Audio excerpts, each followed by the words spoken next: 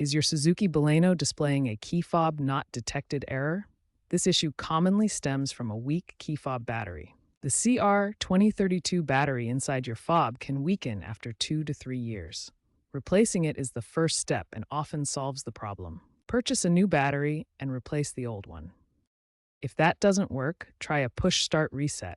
To do this, press the start button while holding the key fob close to the button. Still no luck? The issue might be with the car's antenna.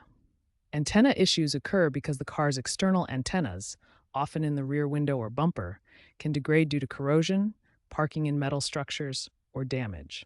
Signals operate at 314 MHz, and interference from devices like Wi-Fi routers can mimic this problem.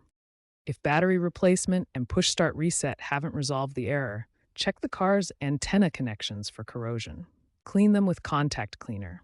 A dealership visit is advisable for diagnostic scans, especially if the problem persists. Note that improper resets can void warranties, so take care. Recent Suzuki recalls have addressed firmware glitches causing false errors.